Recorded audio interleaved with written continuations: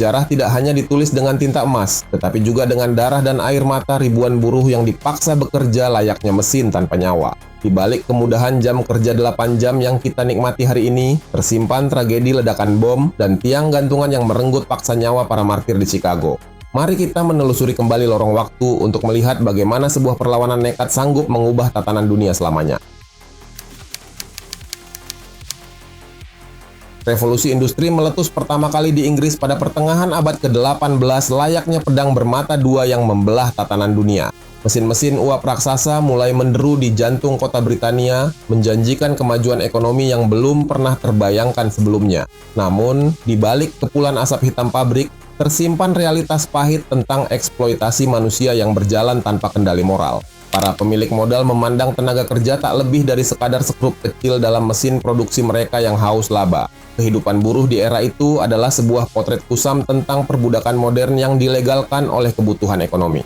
Laki-laki, perempuan, hingga anak-anak dipaksa menghabiskan waktu hingga 16 jam sehari di dalam ruangan yang pengap dan gelap.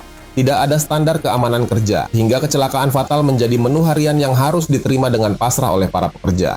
Upah yang diterima pun sangat menyedihkan, hanya cukup untuk menyambung nyawa dan membayar sewa gubuk kumuh di pinggiran kota.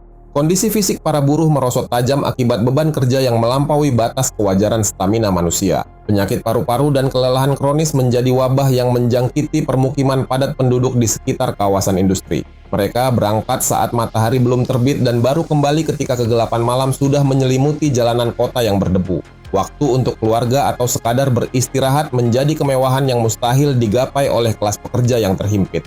Di tengah penindasan yang sistematis ini, mulai muncul kesadaran kolektif tentang perlunya pembatasan jam kerja yang manusiawi.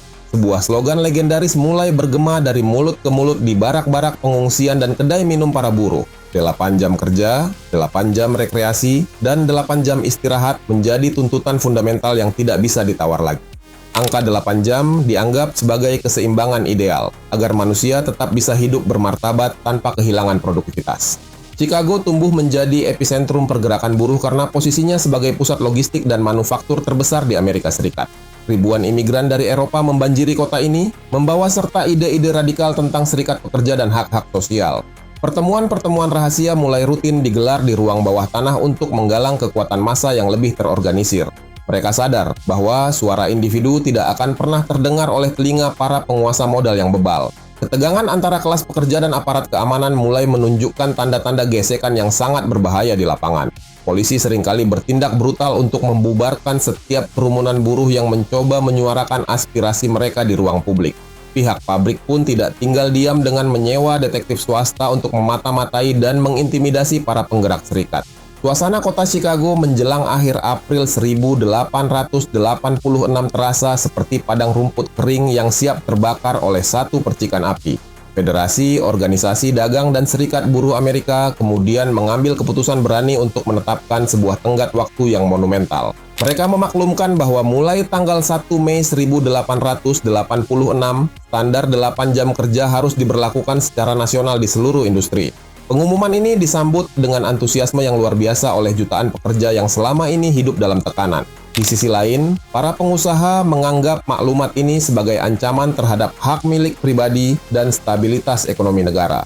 Persiapan menuju aksi mogok massal dilakukan dengan sangat teliti meski berada di bawah ancaman penangkapan oleh pihak berwenang. Pamflet-pamflet ajakan aksi dicetak dalam berbagai bahasa untuk menjangkau para buruh imigran yang mendominasi lantai pabrik.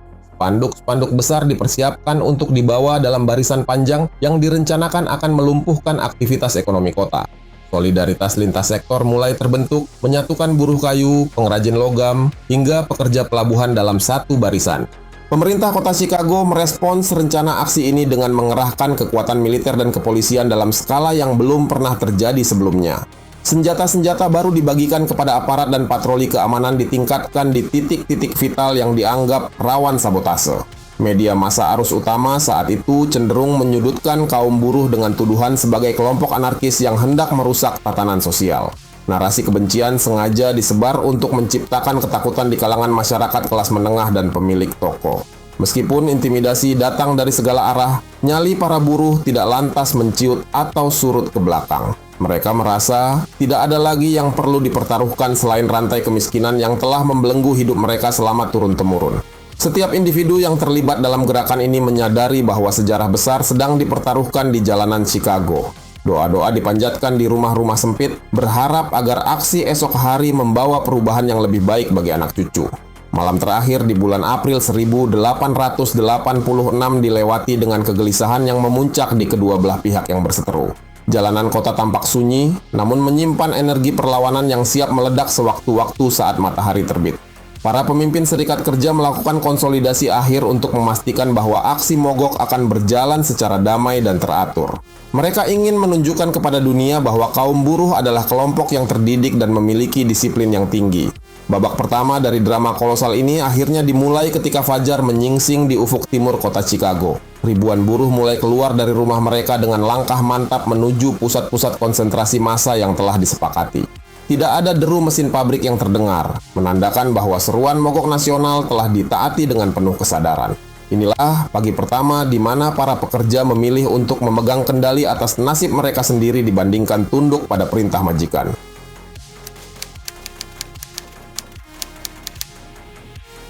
Mogok nasional pada 1 Mei 1886 pecah layaknya gelombang pasang yang tidak mungkin lagi bisa dibendung. Ratusan ribu buruh di seluruh penjuru Amerika Serikat serentak mematikan mesin-mesin pabrik sebagai bentuk pembangkangan sipil. Di Chicago saja, lebih dari 40 ribu pekerja memenuhi jalanan dengan semangat solidaritas yang luar biasa. Gema langkah kaki mereka terdengar seperti jenderang perang yang menuntut hak dasar atas waktu dan martabat manusia. Pergerakan ini mendapatkan suntikan energi intelektual dan radikalisme dari kelompok sosialis dan komunis yang semakin mengakar. Para aktivis kiri memandang penindasan buruh bukan sekadar masalah jam kerja, melainkan kegagalan sistemik dari struktur kapitalisme. Mereka konsisten menggaungkan bahwa buruh adalah mesin penggerak peradaban yang seharusnya memiliki kendali atas hasil keringat mereka sendiri. Manifesto dan selebaran propaganda Marxis mulai menjadi bacaan wajib di tengah riuhnya aksi demonstrasi di lapangan. August Spice dan Albert Parsons muncul sebagai agitator ulung yang mampu membakar semangat massa melalui orasi-orasinya yang tajam. Mereka adalah penganut anarko-sosialis yang percaya bahwa perubahan sejati hanya bisa dicapai melalui aksi langsung dan pengorganisasian kelas. Bagi kelompok ini, perjuangan 8 jam kerja hanyalah langkah awal menuju emansipasi buruh yang lebih menyeluruh. Keberanian mereka dalam mengkritik pemilik modal membuat nama mereka masuk dalam daftar hitam paling dicari oleh kepolisian. Ketegangan mencapai titik didih pada tanggal 3 Mei ketika kerusuhan pecah di depan pabrik McCormick Harvesting Machine. Polisi melepaskan tembakan ke arah kerumunan buruh yang sedang melakukan aksi protes, mengakibatkan beberapa orang tewas di tempat. Kejadian brutal ini memicu amarah besar di kalangan pemimpin buruh radikal yang merasa nyawa mereka sangat murah di mata hukum. Sebuah rapat akbar kemudian diserukan untuk digelar di Haymarket Square pada malam berikutnya sebagai bentuk protes atas kebrutalan polisi. Malam tanggal 4 Mei 1886, suasana di Haymarket Square sebenarnya berlangsung relatif tenang di bawah rintik hujan yang mulai turun. Wali kota Chicago, Carter Harrison, bahkan sempat hadir dan memantau jalannya orasi sebelum memutuskan untuk pulang karena situasi dianggap aman. Namun, ketika rapat hampir berakhir, ratusan personel polisi bersenjata lengkap tiba-tiba merangsek masuk untuk membubarkan massa secara paksa. Tindakan provokatif ini menciptakan kepanikan massal di tengah kerumunan yang sudah mulai kelelahan dan kedinginan. Dalam kekalutan yang terjadi, sebuah bom rakitan tiba-tiba dilemparkan oleh sosok misterius ke arah barisan polisi yang sedang maju. Ledakan dahsyat itu seketika menewaskan seorang petugas dan melukai puluhan orang lainnya di lokasi kejadian. Polisi merespons ledakan tersebut dengan menembakkan senjata api secara membabi buta ke segala arah di kegelapan malam. Haymarket Square, yang tadinya merupakan tempat orasi, dalam sekejap berubah menjadi ladang pembantaian yang penuh dengan darah dan jeritan. Tragedi ini menjadi pembenaran bagi pemerintah untuk melakukan pembersihan besar-besaran terhadap gerakan buruh dan kelompok kiri.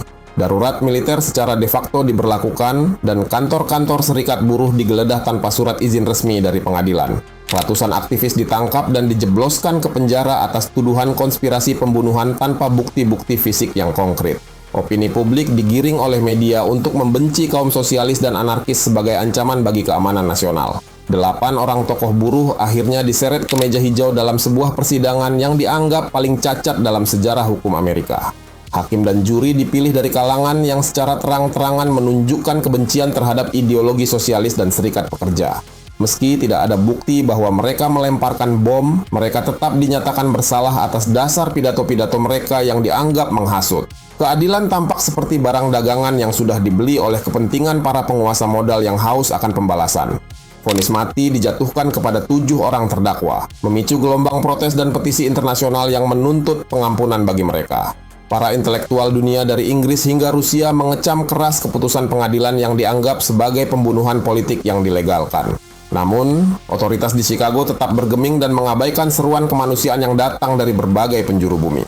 Mereka ingin menjadikan para pemimpin buruh ini sebagai contoh agar tidak ada lagi yang berani menantang otoritas pemilik modal. Pada 11 November 1887, 4 orang martir termasuk Albert Parsons dan Augustus Spies menghadapi tiang gantungan dengan kepala tegak. Sebelum tali menjerat lehernya, Spies meneriakkan kalimat legendaris bahwa keheningan mereka di liang kubur akan lebih kuat daripada pidato mereka saat hidup. Kematian mereka tidak mematikan gerakan buruh, melainkan justru memberikan napas suci bagi perjuangan kelas pekerja di seluruh dunia. Darah yang tumpah di Chicago menjadi perekat solidaritas internasional yang belum pernah terjadi dalam sejarah manusia sebelumnya. Kelompok sosialis dan komunis internasional segera bergerak untuk memastikan bahwa pengorbanan para martir Haymarket tidak akan menguap begitu saja. Mereka menyebarkan kisah kepahlawanan ini ke setiap sudut pabrik di Eropa, Asia, hingga Amerika Latin melalui jaringan bawah tanah. Tragedi Chicago bukan lagi milik buruh Amerika semata, melainkan menjadi simbol perlawanan global terhadap segala bentuk penindasan ekonomi.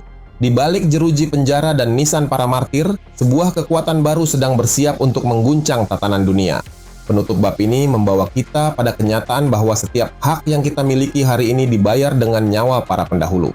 Sosialis dan komunis masa itu telah meletakkan fondasi ideologis bahwa buruh bukan sekadar komoditas, melainkan subjek sejarah yang berdaulat. Keteguhan para martir di hadapan kematian menjadi bukti bahwa ideologi yang berpihak pada rakyat kecil tidak akan pernah bisa diredam oleh peluru.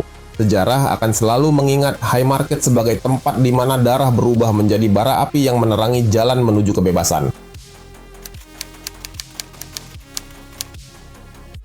3 tahun setelah tiang gantungan Chicago ditegakkan, gema perlawanan buruh mencapai daratan Eropa melalui Kongres Sosialis Internasional di Paris. Pada 1889, Raymond Lavigne mengusulkan sebuah aksi demonstrasi internasional untuk menuntut pemberlakuan 8 jam kerja secara serentak. Kongres secara resmi menetapkan tanggal 1 Mei sebagai hari libur buruh sedunia untuk menghormati pengorbanan para martir Haymarket. Keputusan ini mengubah sebuah tragedi lokal menjadi sebuah gerakan global yang melintasi batas-batas negara dan ideologi. Penyebaran peringatan May Day merambah ke seluruh penjuru bumi, termasuk ke tanah air Indonesia pada masa kolonial. Buruh-buruh kereta api dan pelabuhan di bawah pengaruh tokoh seperti Semaun mulai merayakan 1 Mei sebagai simbol perlawanan terhadap imperialisme Belanda. Meski sempat dilarang pada masa Orde Baru karena stigma komunisme yang melekat, semangat ini tidak pernah benar-benar padam di hati para pekerja. Pasca reformasi, May Day kembali dirayakan secara terbuka dan akhirnya ditetapkan sebagai hari libur nasional oleh pemerintah Indonesia. Kemenangan gerakan buruh kini dirasakan secara nyata melalui standar kerja modern yang dinikmati oleh hampir seluruh pekerja di dunia. Hak atas upah minimum, jaminan kesehatan, dan pembatasan jam kerja adalah warisan langsung dari keringat buruh Chicago di abad ke-19. Tanpa perlawanan nekat para martir tersebut, kelas pekerja mungkin masih terjebak dalam siklus perbudakan industri yang tanpa akhir. Keberhasilan ini menjadi bukti bahwa solidaritas massa memiliki kekuatan untuk memaksa penguasa modal mengubah kebijakan yang menindas. Namun, makna hari buruh di era modern kini menghadapi tantangan baru yang tidak lagi berupa peluru atau bom rakitan. Munculnya ekonomi digital dan otomatisasi mesin pintar mulai mengancam kedaulatan pekerja di berbagai sektor industri tradisional. Banyak hak buruh yang mulai tergerus oleh sistem kontrak fleksibel yang seringkali mengabaikan jaminan sosial jangka panjang bagi pekerja. May Day tetap relevan sebagai momen pengingat bahwa perjuangan untuk hak-hak dasar manusia di tempat kerja bersifat dinamis dan belum usai. Hubungan antara gerakan buruh dengan ideologi sosialis dan komunis tetap menjadi catatan sejarah yang tidak bisa dipisahkan satu sama lain. Kelompok-kelompok ini adalah pihak yang paling gigih memastikan bahwa narasi penindasan buruh tidak hilang dari diskursus politik global. Meski peta politik dunia telah banyak berubah, esensi dari perjuangan kelas pekerja tetap berpusat pada pemerataan kesejahteraan yang berkeadilan. Keberpihakan pada kaum yang lemah tetap menjadi ruh utama di setiap kepalan tangan yang diangkat ke udara pada setiap tanggal 1 Mei. Peringatan May Day juga berfungsi sebagai cermin bagi pemerintah untuk mengevaluasi kebijakan ketenagakerjaan yang sedang berjalan. Setiap tahun, jutaan orang turun ke jalan bukan sekadar untuk seremoni, melainkan untuk menagih janji perlindungan negara terhadap warganya. Ketegangan antara produktivitas ekonomi dan kesejahteraan manusia harus selalu menemukan titik temu yang paling manusiawi dan bermartabat. Tanpa pengawasan dari serikat pekerja yang kuat, keadilan sosial hanyalah akan menjadi slogan kosong di atas kertas dokumen negara. Sejarah panjang dari Chicago hingga ke pusat-pusat industri modern hari ini mengajarkan kita tentang harga sebuah keberanian. Para martir Haymarket telah membuktikan bahwa kematian fisik mereka justru menjadi benih yang menumbuhkan ribuan gerakan serupa di belahan dunia lain. Kehormatan seorang pekerja tidak diukur dari berapa besar laba yang dihasilkan bagi majikannya, melainkan dari keberaniannya menuntut hak yang adil. May Day adalah monumen hidup yang dibangun untuk mengingatkan dunia bahwa manusia bukan sekadar alat produksi yang bisa habis pakai. Sebagai penutup, biarlah gema suara para buruh di masa lalu tetap terdengar di tengah bisingnya teknologi dan hiruk-pikuk ekonomi global.